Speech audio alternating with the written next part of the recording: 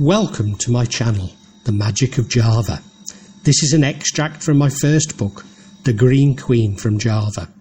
It's a novel, it's a tale, a yarn intended to entertain you.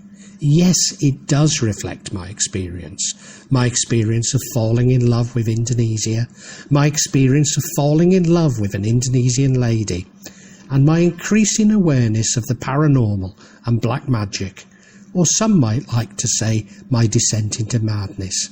But it is just a novel. Any resemblance to real people is completely unintentional. Yes, it's based on my experience, so yes, it's based on people I've met and know, but amalgams or caricatures of them. I do mention real people and real-life celebrities and hope that they, along with anybody who believes they've identified themselves, will forgive me.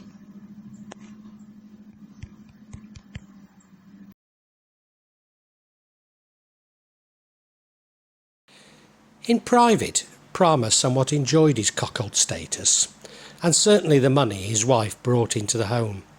Like many Indonesian men, Prama saw his wife as an asset, and far from preventing her from dating Western men, he sometimes encouraged it. Indeed, such attitudes may be related to the high levels of HIV infection amongst housewives, or the suppression of LGBTs, but given the persecution, we will never know. Nevertheless, Prama also slowly began to realise what he had lost. Predictably, he concluded that his manhood was too small and bought numerous herbal preparations and oils to extend it. Whilst they may have worked, Maddie seemed unimpressed and continued to refuse him. Eventually, he had an operation to increase its size, but even this failed to impress. Had Prama had more money, he would have bought a supercar, the virility symbols favoured by the super-rich, despite being unsuited to Jakarta's roads. In Jakarta, every few months, one of these supercars is involved in horrific accidents, killing pedestrians, but inevitably the super-rich seem to avoid further punishment than a crumpled manhood substitute. More recently, Harley Davidsons and Brompton cycles have become the favoured virility symbols, and Garuda executives wasted no time in smuggling them in parts on their flights. Male insecurities like Prama's often translate into autocratic arrogance in anyone with even a soupçon of power in Indonesia, although Indonesians prefer to call such actions shyness, which is very discernible in females. But in older males, arrogance is a much better description, although not unrelated trait. Indeed, both shyness and arrogance mask the true emotion, which is fear, an omnipresent emotion in Indonesia. For a significant minority of Indonesians, but a majority of those with power, there is little point in having power without abusing it, not least as public servants are so low paid. Recently, an app driver got us horribly lost when I knew exactly how to reach our destination. Although my Bahasa is more than adequate to provide directions, the driver simply ignored the foreigner, something that happens to me every day when I'm out with Maddie. Indeed, every time we go shopping and I pay, Maddie is always given the change. I always joke about it, but becoming invisible is insulting and upsetting. The driver, rather than admit that a foreigner knew the roads of Jakarta better than him, simply ignored me and kept driving in the wrong direction despite my protests.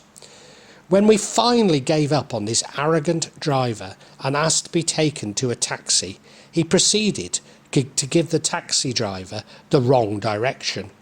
Rather predictably, I lost my temper at being completely ignored, despite knowing that I should never do this in Asia.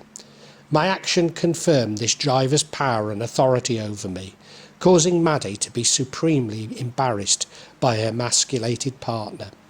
My temper subsided quickly, and it was forgotten about, but I would have gained far more respect had I held a grudge for years.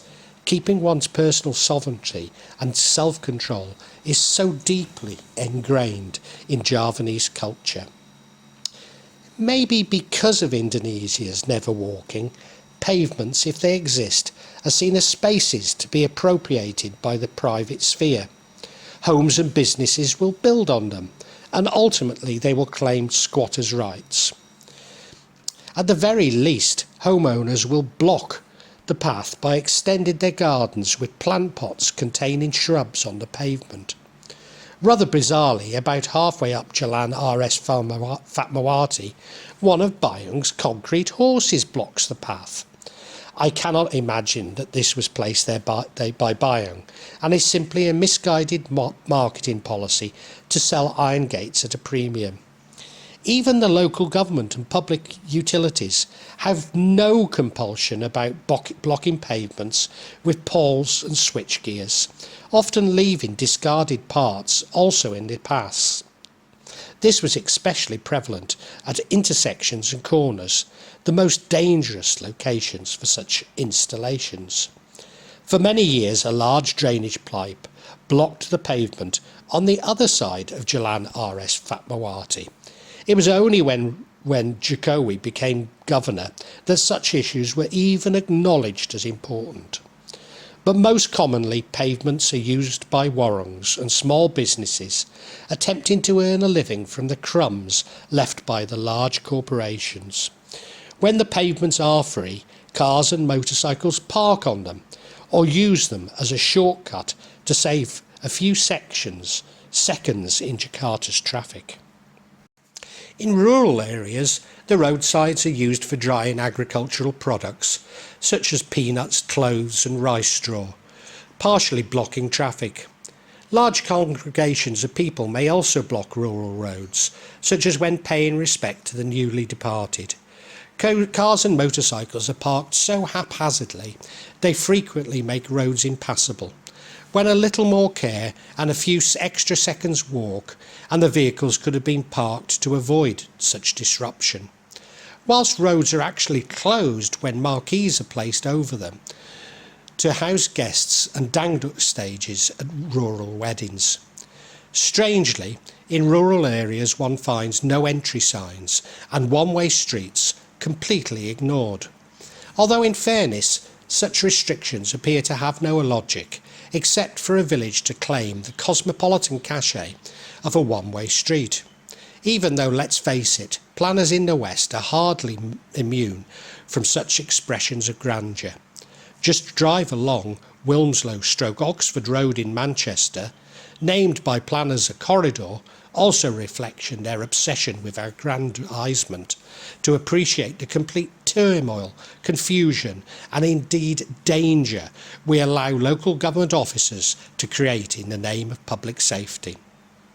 Actually, it's no longer possible to drive along Oxford Road as it was decided to pedestrianise it, but it hasn't been fully pedestrianised, creating utter confusion and danger. In Indonesia, the order of priority are police motorcades, black Mercedes and supercars, other cars, then motorcycles, and finally pedestrians. Such priorities are natural laws, superseding any man-made laws, such as pavements, pedestrian crossings, in fact any red light, and driving the wrong way down one-way streets. This priority is confirmed by the amount of noise each feels obliged to make when spotting pedestrians.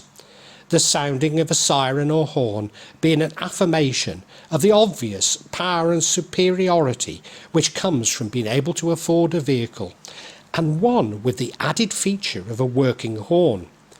These horns are used so regularly and with such enthusiasm that they cease to be a working feature for long, but like anything mechanical or electrical in Indonesia, are never repaired, simply left to remind the owner that their once new possession is in need of replacing. If someone is too poor to afford even a motorcycle, then their life is worthless. The exception to this order of priority are the angkots, minibuses serving defined routes. These are the Prima of the road, cutting in and out of non-existing priorities at random, risking imprisonment each trip, simply to get enough fares to make their daily deposit for the vehicle rental. Not 50 years ago in the UK, Margaret Thatcher, then MP, said that nothing should stand in the way of the great car economy. Although the outrageous, well-known statement about buses is probably misattributed, it certainly shows that we Brits have only quite recently abandoned the attitudes which still characterise Indonesia. Any man seen on a bus over the age of 26 has to be seen as a failure. I regularly walk, especially to visit Martin and Davina, but each time I must negotiate between the cars and motorcycles, all honking at the Bule Gila, crazy westerner. I've taken to paying little attention to them. After all, why should I flatter them by acknowledging their possessions? Although a proportion would be taxi and ojek drivers, assuming that an affluent Bule would never choose to walk and must therefore be looking for a ride. Recently I found myself on the roof of a car, unhurt but pride shaken. I was walking along Jalan RS Fatmawati, looking for a gap in the MRT construction to cross the road. The pavement was about 50 centimetres above the road and had such a transverse slope on it, it was impossible to walk on. But a frustrated motorist decided to speedily create another lane in the path where I was walking. Creating multiple lanes, irrespective of if there are road markings or the distance a new lane would last, is completely normal. Nobody seems to care despite the disruption and danger it causes. It was clearly a game of chicken, and I was up for it. The driver couldn't believe his luck, a worthless pedestrian and a Bule. Indeed, when forced with such challenges, Indonesians never back down, and I frequently find myself nose to nose with motorcyclists on a pavement. Eventually I leapt onto the impractical pavement, losing my footing and ending up crawling along the car's roof. The driver neither stopped nor acknowledged me. Another example of how I have become invisible and worthless in Jakarta. I had also lost my temper and behaved badly when our home in Gunung Kidul got connected to the electricity supply by the government-owned monopoly electricity company. To the amazements of the locals, I had insisted on a metal roof for our home to avoid the need for air conditioning rather than the traditional and much cheaper tiled roof. Needless to say, new homes by ours now have metal roofs and look remarkably like ours. I had also foolishly believed that a metal roof was more suited to photovoltaic cells, as the house is close to the government's research centre on solar power. But also, to remain on the grid, this necessitates negotiating an agreement with the electricity supply company, not a realistic option, especially for a Bule, or paying them for the electricity you supply, as their meters only run in one direction. The electrician had run the mains cable over our new metal roof. Of course it looked awful, but I considered it to be a major risk. Nobody could understand why I should be so agitated by such a simple thing, pointing out that cables were covered in plastic, and as I knew, the supply was low voltage. However, to my Western trained mind, it was simply inexcusable, a mistake that even a 12-year-old in the UK would not have made. To a certain degree, this was the final straw in a chronicle of poor finishings the builders had left our home with, under supposed supervision of the Dukun brothers' family. Maddie was concerned that the showers were too high and the taps for wudu being impractical for our ablutions, while the hand basins were too low, meaning that one had to bend over when using them. I was more concerned when the builders had run out of plumber's tape and they secured the pipe fittings with plastic from plastic bags and not connected the inverter to our fridge, meaning that the whole thing was live. I later found that the hot water pipes were suitable only for cold water and all had to be replaced, necessitating removing our granite tiles but allowing the correction of the height of our sanitary work. In part, I had allowed this to happen by delaying our hot water supply. An elderly Brit had a solar thermal solution that I had waited over a year for him to deliver before finally conceding to fitting electrical water heaters everyone had told me that I needed to fit. But what had upset me with the most was I had repeatedly said that the doors and windows needed to be hand finished with sandpaper prior to oiling. Every time I mentioned a hand finishing, I was told that it would take a long time, to which I agreed it would, but it was something I wanted doing and would pay for. As for the oil, they had no idea what I was talking about, despite it being made in Tangerang Bantam. Where else? Believing me to be deranged, the doors and the windows were left rough, with splinters protruding from each crevice. To a large extent, my experience with building my home is a microcosm of Indonesian business and explains why so many Western companies have burnt their fingers attempting to do business here. The Javanese workers had begun their job diligently, working hard and to a high standard, but not joined by my nephew, who we had appointed as supervisor. Slowly it became apparent that my nephew and niece were skimming whatever they could from me. They probably also boasted about this, as their father had, that I was both incredibly rich and stupid. Eventually the builders started taking shortcuts, using substandard materials, and when the job came close to completion, their work rate ground down to nothing, as they had no other paid work to go on to. So the finishing was never completed.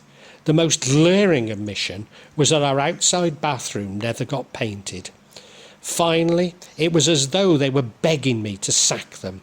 So I did, and the resultant cost of finishing and replacing substandard materials was more than the original estimated cost of the entire project.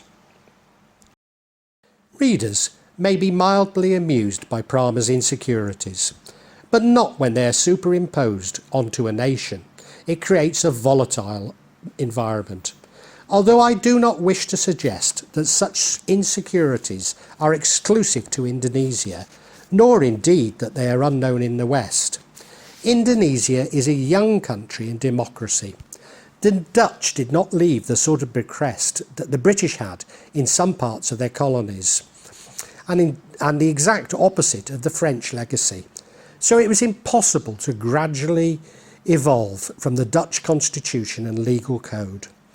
What Dutch law which existed applied only to relations with the Dutch and not between Indonesians. The Dutch even expropriated rail track and any physical assets they could ship back to the Netherlands, leaving the physical infrastructure in its poorer shape as the civil institutions.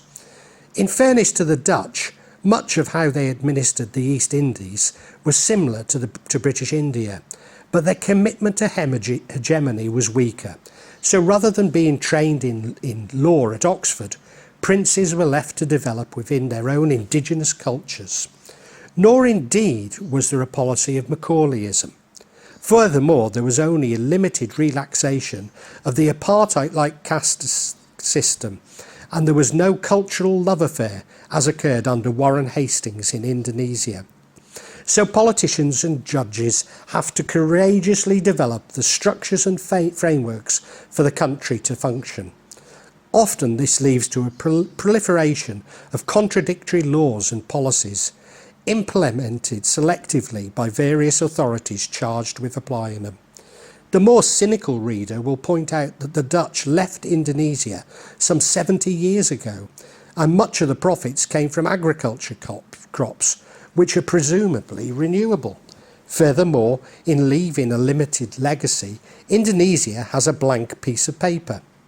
There comes a point in time when Indonesians must stop blaming the Dutch and look in the mirror, however painful this may be. But Indonesians instinctively blame others for everything and would never admit that their country's problems are of their own creation, and certainly not attributable to national heroes. The island of Saint Martin provides a wonderful case study on the different legacies of imperial powers. As the name implies, this small island was administered by both Dutch and the French. The Dutch part of the island is much more entrepreneurial than the French, despite being somewhat corrupt. But apart from this corruption, Indonesia has inherited so little from the Dutch, and certainly not their entrepreneurial spirit. Indonesians completely lack any egalitarianism and sense of being in it together, which is so typically Dutch. In fact, Indonesians are taught that life is a jungle and they must eat or be eaten, which of course completely stifles entrepreneurship and endogenous economic growth. Nor do they share the Dutch love of walking and cycling, and unlike the Dutch, visit a doctor with the slightest hint of an illness. But there is a profound legacy left by the Dutch under the East Indies Company. What is now Indonesia was a plantation, not a country, and decisions were solely taken for short-term profit maximisation, without consideration of the local people or their nation. Such attitudes remain most apparent amongst Indonesia's businesses, but also includes politicians and public servants. Even today, few Indonesians will blame Suharto and his cronies for the removal of Indonesia's wealth to Singapore banks, preferring to blame the Dutch and subsequent waves of Western investors. To which they may have a point, but not if we take out the Freeport gold and copper mine in Papua, which involved a deal between Suharto and Kissinger, both of whom, it has been said, pursued international relations seemingly in belief that their own personal interests coincided with those of humanity. Indeed, much of Indonesia's appropriation and economic growth can be traced to Suharto's 1967 foreign investment law, although the major engine of economic growth was political events in the Middle East, creating two massive windfalls in the oil and gas industry, windfalls which continue to dominate the Jakarta skyline, economic infrastructure and attitudes of its people, despite being in the distant past. Furthermore, whilst the Dutch initially made huge profits from their monopoly over natural resources to the east of the Nusantara, the Dutch East Indies Company arguably becoming the world's first multinational, these diminished due to low labour productivity perfected by the Javanese as a form of passive resistance to slavery, over-centralised bureaucracy in Batavia, Jakarta, and endemic corruption amongst its poorly paid officers, again not unique and certainly something they shared with the British East Indies Company. These officers also engaged in illegal opium imports, despite the monopoly over imports being another of the company's profit centres. This reflected the Dutch preoccupation with commercial and mercantile innovation, focusing attention towards the Netherlands and away from its productive source. Unlike the people from countries where other colonial powers had ruled, you will never hear an Indonesian reminiscing about the good old times under the Dutch, with the exception of the Christian Manadoese. Just occasionally you'll hear an Indonesian complain that they were ruled by the Dutch and not the British, and therefore lack English language skills. But you'll never hear them mentioning how Suharto had banned the use of English signs and names, nor the frequent resending of qualified English teachers' work permits and resultant deportation, ultimately to grateful non-English speaking economic competitors of Indonesia. But all these are overshadowed, at least in scale, by the alleged business interests of the Suharto family and their charitable trusts. I only use the word alleged as his remaining family are particularly litigious in Indonesia, despite everything being well documented and in the public domain outside Indonesia. In editing my story, I have removed a number of words and phrases. For while Indonesia currently benefits from freedom of speech, there are some phrases which should not be used, despite being factual. In particular, there is one word which describes Indonesia's identity and national philosophy, which I am remiss in not mentioning, but as a foreigner feel unable to. This freedom of speech is being severely tested and may not be enjoyed much longer. Indonesia has anti-blasphemy laws which provide a catch-all for those targeted by powerful groups with certain conviction and draconian punishment. Certainly Indonesians suffer in silence, bearing grudges rather than openly speaking out against injustice, believing talk to be dangerous. Even when the Suharto business interests are accepted, many will point to the enforcement of the rule of law, political stability and rapid economic growth that came with the military dictatorship, points which with caveats cannot be refuted. For the majority of politicians or judges that are beyond bribery, their decisions can sometimes seem unpredictable and illogical to those of us with an Anglo-Saxon preoccupation with the letter of the law, less so to Europeans whose legal system is based on the Napoleonic Code, as Indonesia's loosely is. Especially as we Anglo-Saxons presume innocence, whilst in Indonesia everyone is guilty, but only pursued if they challenge the elite. The verdicts of a number of recent high-profile court cases have shocked the world and added to Indonesia's unwelcome reputation on human rights. But these judgments were probably also considering the national interest and not simply the legal facts. After all, to a Muslim, it is the intention more so than the action itself which Allah judges, despite Indonesians following the Shafi school, which rejects consideration of communal interest. Indeed, truth is an abstract concept, which in the West we believe is established through science, but in Asia is based on consensus, with Indonesians avoiding conflict by providing the questioner with the answer they believe they want, rather than the Western correct answer. But in Indonesia, this consensus can be determined by the media, which is owned by large corporations intent on presenting their truth. Again, one only has to look to the British press for a similar adulation of ignorance. The fall of Suharto and the concurrent financial crisis brought even more of the economy into the public ownership than under the left sympathising Sukarno.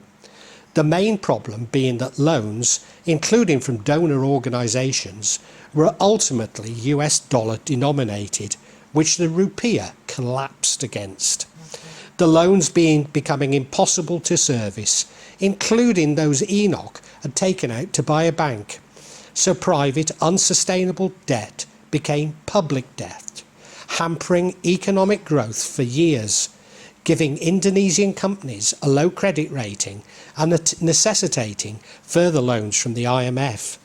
Poverty rates rose from an official level of 11% before the crisis to between 40 and 60%, whilst GDP declined by 15% in a single year.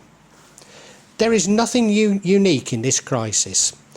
After all, look at the recent crisis and in particular what happened to Greece. Nor indeed that each economic crisis brings with it further opportunities to redistribute wealth from the poor to the rich. But somewhat unique was the flow of capital from Indonesia to Singapore banks immediately prior to Suharto's deposal. In other words, the very people who exacerbated the crisis appeared to also make money from it by having some insider knowledge. and some might say more than a smack of kleptocracy, passing on the responsibilities to Indonesia's already fragile tax base. So Indonesia's wealth is trapped in private bank accounts in Singapore while its debt is held onshore, the sheer scale of which makes it unique. Sukarno and Suharto's paternalistic policies of wage control and price subsidies were now on even more fertile ground, but of course this is also fertile ground for corruption. Publicly owned businesses can take irrational investment decisions with limited scrutiny, but in their public accounts it's shown as a subsidy to the poor. Although the poor pay more in higher prices, and the only people who gain are managers in public companies, but above all, the corruptors. Lower-ranking managers and officials, all too aware of their seniors' wealth, may decide that they should enjoy some of the crumbs. A few extra items bought in Pasar is hardly comparable to a shopping trip in Paris, and join the ranks of the corrupted, often directly exploiting those least able to pay. Worse still, previously honest businesses are unable to compete and either become corruptors themselves, or more often cease trading or leave the country, leaving an economy of largely possibly corrupt or previously corrupt conglomerates, and micro-businesses surviving on what crumbs are left. Even if public officials cannot collect bribes, many believe they have a duty to trample on enterprise and thwart anyone trying to improve themselves. So even low-ranking officials in the most obscure departments and public industries, such as the post office, take it upon themselves to destroy businesses at conception. Also, the teaching of the law of the jungle gives rise to determined, even ruthless business leaders and downtrodden, resentful masses. Indeed, such an environment is ideally suited to psychopaths, which leads to the creation of secondary psychopaths. All this may go some way to explaining the level to which Indonesians are so sensitive when criticised, and their absence of a dedication to the truth. Antares toxicaria, or the upas tree, meaning poison in Javanese, is a large tree growing to a height of 25 to 40 metres, with a trunk of 40 centimetres diameter and pale grey bark at the base. The upas tree grows rapidly, reaching maturity in 20 years. The leaves are elliptical to obovate, 7 to 19 centimetres long and 3 to 6 centimetres wide. The upas tree flowers in June, and the fruit is red or purple drupe, 2 centimetres in diameter. Its soft fruit is dispersed by birds, mammals and humans. The abundant branches produce this toxic sap that kills off any vegetation which attempts to grow beneath them, as the latex of the upas tree contains intensely toxic cardenaloids, in particular cardiac glycosid, named antiarin. It is also used as poison for arrows, darts and blow darts. Academics studying entrepreneurship describe an upas tree effect by which a local economy dominated by large firms fails to develop indigenous small and micro businesses. This is because all of the resources in the local economy, including loan capital and skilled labour, are taken by the large company. Even a large company's supply chain will be made up of medium-sized companies, maybe close, but rarely local to it. But it's the effect of relatively high wages on a local economy which has the most devastating effect. Gifted would-be entrepreneurs never consider the option because the abundance of relatively well-paid jobs in large companies. So paradoxical that an Indonesian tree perfectly describes the problems which beset the Indonesian economy and its inability to deliver the greatest benefit to the greatest number of people. Ironically, there's another economic theory which almost perfectly describes Indonesia, and that is the Dutch disease, which explains why the Dutch economy stalled after the discovery of natural gas. But Indonesia's greatly increased export revenues after the oil booms in 1974 and 1975 provide another textbook example. This theory sees an abundance of natural resources as a curse rather than a blessing, as it increases the exchange rate and decreases the competitiveness of other sectors, even retards them. In part, this explains the inflated prices for international schools and luxury apartments in Java, which persist even though the oil boom is long since over and the bullies have left. In fact, even more bullies leave, as those not on inflated salaries cannot afford the international schools, and their offsprings would be bullied in Jakarta's tribal state schools. Like the upstream effect, one of the reasons for this natural resource-based sectors are highly resource, including capital intensive, and employ few people. Once again, this is fertile ground for corruption, as vast profits can be made by the few people in control of these resources. But also again, it is the effects on the national psychology and economic management which have been a major impediment. The oil and gas boom has been preceded by booms in coal and palm oil, which has stifled infrastructure investment that have been largely neglected until Jokowi's presidency. The most insidious part to Indonesia's vicious circle is on psychology, as seeing public money squandered on failing public projects, whilst hearing of government officials taking their families on shopping trips to Paris. In Indonesia, one quickly learns not to want anything, dropping out of the consumerist rush its middle-class inhabitants take so earnestly, as wanting anything simply opens you up to exploitation. Extrapolate this to business, and you are left with such uncertainty that the economy is inefficient and fails to attract investment. Indeed, although in Bahasa the word for business is business, rather confusingly it really means making money, and therefore includes corruption and criminality. A psychopath's definition rather than the stricter definition we would use in the West. All of this seriously erodes the country's ability to collect taxes. After all, they seem to be squandered, which reinforces the pervasiveness of the vicious circle and develops into a vicious cycle. Although again hardly exclusive to Indonesia, companies are structured to minimise their tax liability. But in Indonesia, this involves a complex web of ownership to hide assets and ultimate owners from tax inspectors.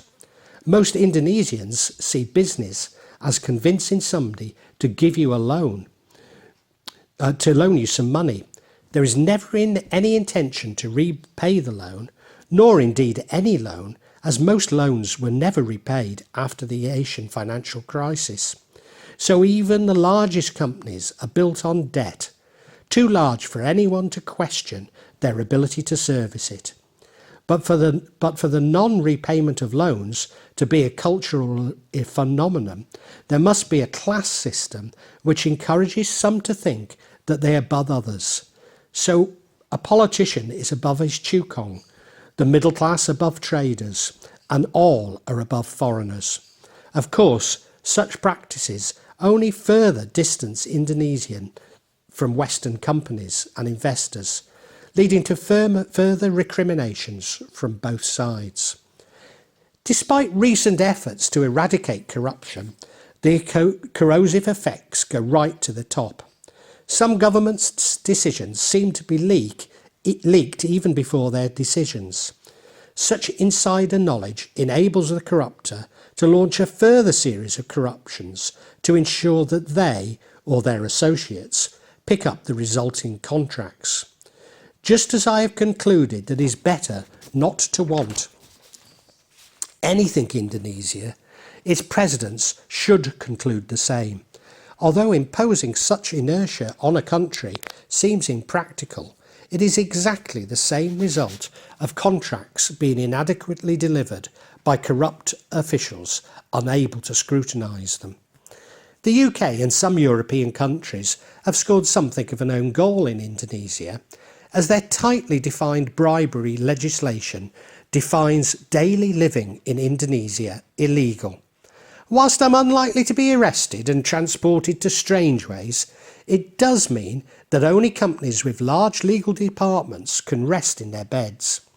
A part of this problem being that any foreign company within a supply chain which gets investigated would be a target for Indonesia's powerful anti-corruption commission. However innocent they're proved to be, that would be enough to breach the UK legislation, unless the company had protected themselves through expensive legal contractions. Nevertheless, we need to remember that Indonesia is one of the few parliamentary democracies in the region, and that President Yudhoyono, SBY, and especially Jokowi have done much to fight corruption, and Jokowi to increase the tax base. But the next twist is that some tax collectors themselves are corrupt. So much that is collected never goes into the public purse. Currently, just over a tenth of GDP is remitted to the government in tax returns. Worse still, the amount owned was historically rarely based on evidence and objectivity, but on assumed ability to pay. The tax office has announced that it will use social analytics to produce estimates of an individual's tax liability, a useful tool for sensitive collectors or another vehicle for extortion. In short, there is little confidence in public expenditure and the fairness of the tax system, coupled with an albeit declining lack of confidence in the banks resulting from the Asian financial crisis. This explains Indonesians' preference for gold rather than cash in the bank, including Made's now dwindling collection. Prosecution of some middle to low ranking officials and former provincial governors, to use the modern parlance, low-hanging fruit, does cause some to give up the practice, but others become more careful and greedier. The poor still continue to suffer, believing the policies to be completely ineffective. But there is momentum in the anti-corruption process. If enough officials change their ways, the cycle reverts back to a circle. Nevertheless, even today, a very conservative estimate is that corruption reduces Indonesia's GDP by over 1%. But this is multiplied many times if you accept my argument on the circulatory nature, how it affects the investment behaviour of people and companies.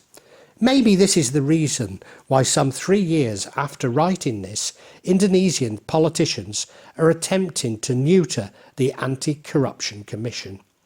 Whilst there is some criticism in the media over these actions, unlike accusations of blasphemy, it did not lead to public protests, let alone riots, as it would in a mature democracy.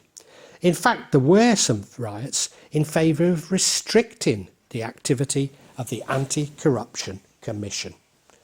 But such rationalist economic arguments are minor compared with the psychological stranglehold over the economy. How can an economy thrive in a nation in which nobody trusts anyone else? Indonesians don't trust foreigners, politicians, government officials, the army, the police, the banks, LGBT, Chinese Indonesians, Ambonese, Bataks, Javanese, Manadoese, Papuans, Sundas, strangers, neighbours, friends, family, even their spouses. Worse still, they believe that if they find a successful formula, it will be taken from them by somebody more powerful. So there is an emphasis on one big hit rather than building and developing businesses for long-term sustainable income. Finally, once the corruptors themselves are really threatened, changing the government becomes an attractive option through whatever means available. Ever heard of the gambling mafia? He said he had a lot of police take bribes. The army became a personal bodyguard. Do you know the drug mafia? Getting out of jail in town, sentenced to death can be postponed. Some people know the judicial mafia, the right hand of the law and the left of the criminal. Get money out of the case. Is there an election mafia? Whether it is clueless with data manipulation, the end by the voice of the people. Gossip by Jalanan, an Indonesian slang group, one of President Jokowi's favourite bands. I have inadvertently drifted into the mindset of those expats whom I despise and who complain about everything in Indonesia. Please forgive me. Indonesia is a wonderful country which I love dearly, along with its hospitable people.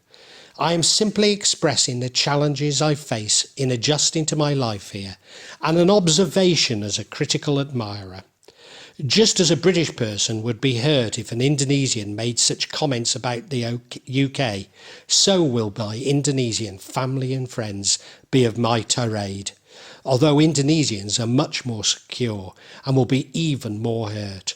What right do I have to judge Indonesians through my British eyes, especially when the history and resources are more comparable with an African country, with Nigeria being an obvious comparator, against most of which it compares favourably. Indeed, to an Indonesian, such comments are seen as treasonous rather than a critical observation by a friendly observer. If we are to believe a fraction of the conspiracy theories about Western wrongdoing, then all I have said about Indonesia only mirrors and is dwarfed by what happens in the West. Indonesia's leaders are therefore simply rejecting Western hegemony and repeating practices from the West in their own country. Maybe even this is behind the current panic and fake news in Indonesia, because it is the fake news created by Indonesia's opposition in the West which is competing with official fake news of Indonesia. Whatever the truth, it does not make such wrongdoing right or even excusable. Of course, it's a prerequisite of colonialism for the colonisers to consider their subjects as childlike, and I am no better. Probably an apocryphal, but when Governor Raffles discovered Candi Borobudur, he first believed it to have been built by Indonesians. Even the word discovered betraying an ethnocentricity. After all, despite being overgrown, it had never gone away. The amazing chandis around Jogja were all built during the Mataram Kingdom, when Europe was in the Dark Ages. It would be remiss of me not to mention Gunung Padang, and those who are already familiar with it will immediately grasp my point. But for those who don't, forgive me for not convoluting my argument any further. The Dutch administrators had planted the suggestion that Candi Borobudur had been built by locals, explaining the lazy Javanese were incapable of such endeavour. This is despite Java having one of the world's highest and most sophisticated cultures. Others, especially in Indonesia, may not appreciate all that the Javanese, or more properly Mataram culture, embodies, but few can doubt how elaborate it is.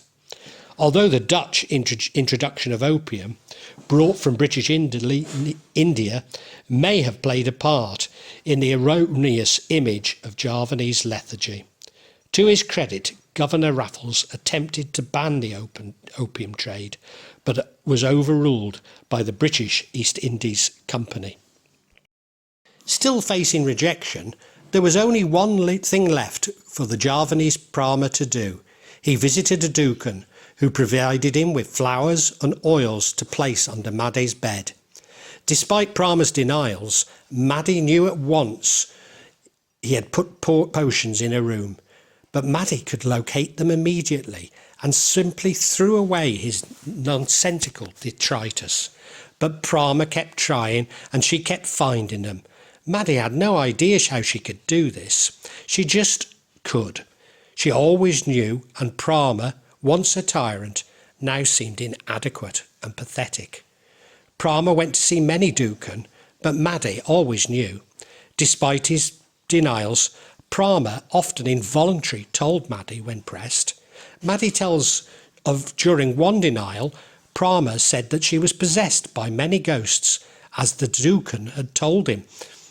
Another time, he said that the Dukun had described her as being like stone rather than metal, and that she was unmalleable.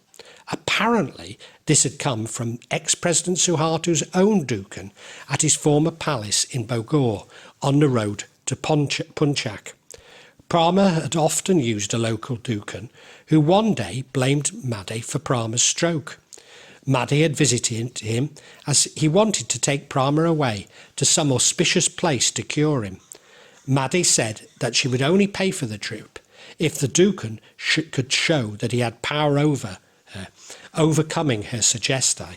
5 times he attempted to control and open up Maddy, invoking the assistance of Nera Blorong, which almost certainly misguided as one of Nera Rorokidal's subjects from Gununkeedle. Nera Rorokidal was thought to be the spiritual protector and consort of the Matram sultans. Pambanenan Senopati, 1586 to 1601, meditated on a beach, Parangkasumo. On seeing Nera Rorokidal rise from the sea, she fell in love with Senopati, promising to help him to establish the Sultanate. However, to the Sunda people, she is Ratu Laut Selatan, also meaning Queen of the Southern Seas. Originally Dawi Kadita, the beautiful princess of the Pajararan kingdom, who fled to the sea after her rival used black magic against her. Nera Blorong is the incarnation of Nera Rorokidal in a snake form. Others suggest that she is simply a noblewoman in the court of Nera Rorokidal, although she is believed to be the daughter of a snake and therefore sometimes seen as the daughter of Nera Rorokidal by people from around Jogja and Solo. Whilst green represents Nera Rorokidal, red is seen to represent Nera Blorong. Praying to Nera Blorong is said to bring wealth, Pesugian, which involves a pact to bring wealth in exchange for human blood, although some believe this also risks the wrath of Nera Rorokidal, synonymous with asking favours of the spirits who expect something in return. Many see Nera Blorong as Nera Rorokidal's dark manifestation or left-handed path. Maddy had grown up with Nera Rorokidal, whose presence is felt everywhere in Gununkeedle. Indeed, people from other parts of Java immediately recognised Nera's presence in the inhabitants of Gununkeedle.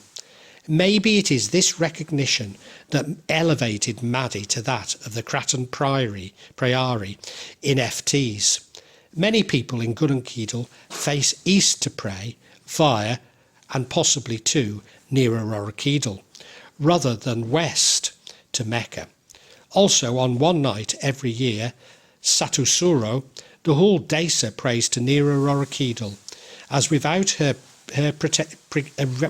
this precaution, they are all possessed, start to speak incoherently, and behave with an uncharacteristic lack of dignity. On this day, even this month, the Javanese refuse to arrange a marriage, as it is reserved for the Sultan. and results in many challenges to the marriage if ignored. Indeed, on this day, the Sultan consorts near Aurora Kedal, who is said to jointly rule Jogja, including Gunung Kedal with the Sultan. Maddie believed that the Dukun's intention was to rape her, not at all uncommon in Indonesia, proving that he did indeed have power over her. Indeed, after failing 5 times to open her, he said that she must return when he would give her some arak to drink, but of course she didn't. Despite being fairly young and healthy, the Dukun died the following week. Well, I hope you enjoyed this chapter. By all means, feel free to comment on it, including criticism, as that's the only way I can improve.